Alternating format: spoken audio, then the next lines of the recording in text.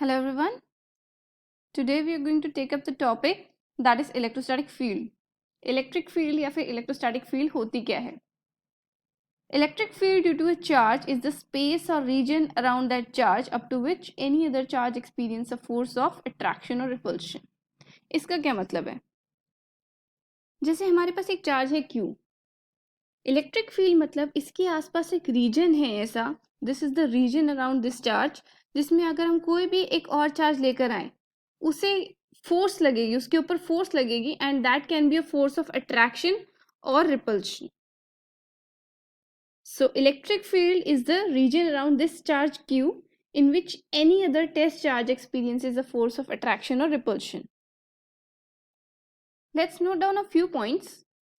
Electric field is a space property of electric charge, मतलब ये उसकी स्पेस प्रॉपर्टी है, ये उसके रीजन को मॉडिफाई कर देती है, उसके आसपास के रीजन को मॉडिफाई कर देती है.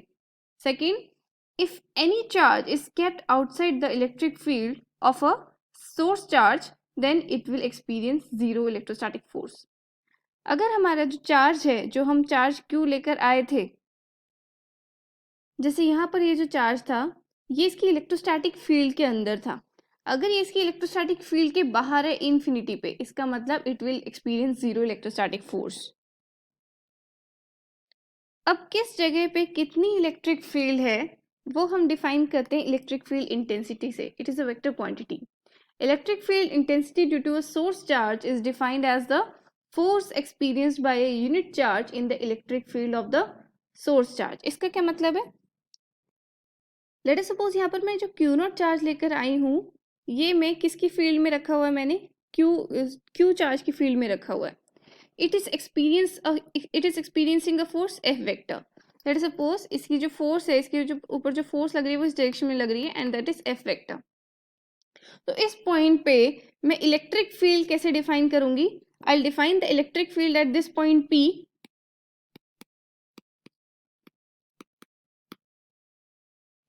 That is the force experienced by this test charge, that is Q not divided by the charge.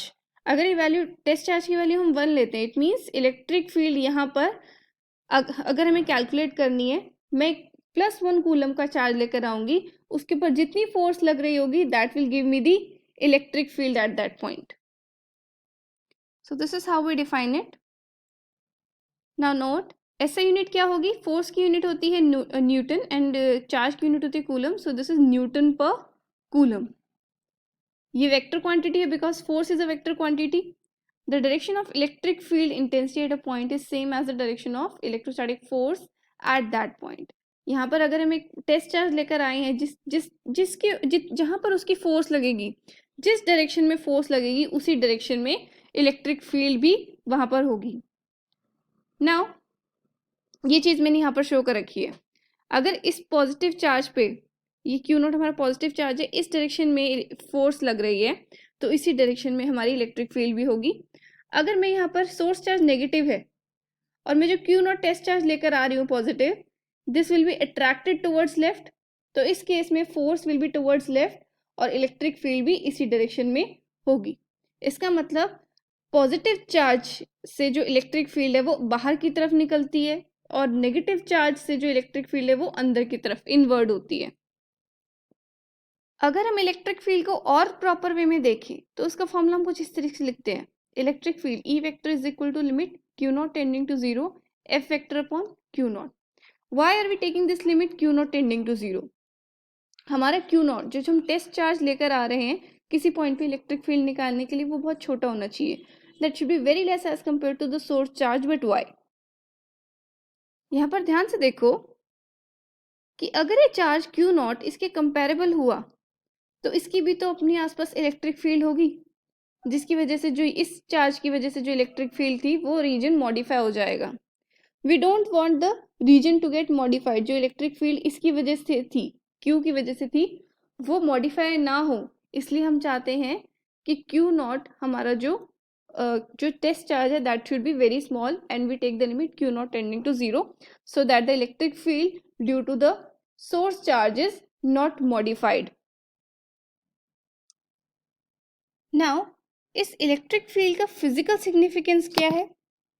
Physical significance यही है कि अगर हमें सोर्स चार्ज नहीं पे पता कहाँ रखा है, लेकिन अगर हमें उस रीजन में इलेक्ट्रिक फील्ड पता है तो और हम उस रीजन में कोई चार्ज लेकर रख रहे हैं, क्यू नॉट अगर हम चार्ज लेकर आ रहे हैं तो हमें पता चल जाएगा उस क्यू नॉट चार्ज पे कितनी फोर्स लगेगी. सो physical significance of electric field is that we can calculate the effects of electrostatic force on any charge in electric field of source charge. अगर हमें उस रीजन में इलेक्ट्रिक फील्ड पता है, without even knowing the position of the source charge, we can calculate the electrostatic force on any other charge. Now, electric field intensity due to point charge. अगर हमारे पास एक point charge है, जैसे मैंने यहाँ पर रिप्रेजेंट कर रखा है Q, this is a point charge plus Q. इसकी वजह से इलेक्ट्रिक फील्ड इंटेंसिटी का फॉर्मूला क्या होगा? Now let's look at the derivation. Consider a source charge plus Q having electric field intensity E vector. Let a test charge be placed at a distance r from the source charge having a direction of electrostatic force as r cap. ये हमारे पास plus Q charge है जो source charge है. This is a bigger one. और इसके पास मैं लेके आई हूँ एक test charge. This is small one plus Q not. This is plus 1 coulomb of charge, positive charge होता है. नाउ इन दोनों के बीच में डिस्टेंस है r, और इसके ऊपर जो फोर्स लगेगी that will be this direction, this will be a force of repulsion. और मैं इस डायरेक्शन को ले रही हूँ r cap. The direction is denoted by r cap. Now electric field intensity का फॉर्मूला क्या होता है? If I only take the magnitude, E is equal to F upon Q naught. Now what will be the force between these two? That will be K Q naught upon R square. I'm only talking about the magnitude here. So if I put it here, then Q naught gets cancelled. Now here Q naught gets cancelled. So in vector form, E vector will be given by Q upon 4 pi epsilon naught R square in the direction of R cap. So इसका मतलब है अगर एक point charge की बात करें, एक single isolated charge की बात करें, तो E goes as 1 upon R square. So for a single isolated positive charge, the E vector is inversely proportional to the square of distance up to which the effect is to be experienced. So E goes as 1 by R square.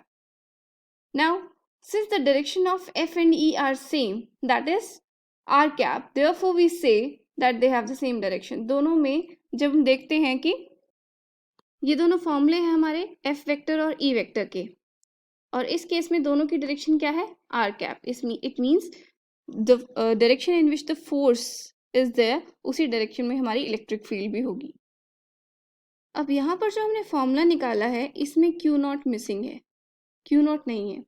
इसका मतलब electric field अगर हम किसी भी point पे calculate कर रहे हैं, electric field does not depend upon the test charge. वो टेस्ट चार्ज पे डिपेंड नहीं करती, वो खाली किस पे डिपेंड करती है? सोर्स चार्ज पे डिपेंड करती है.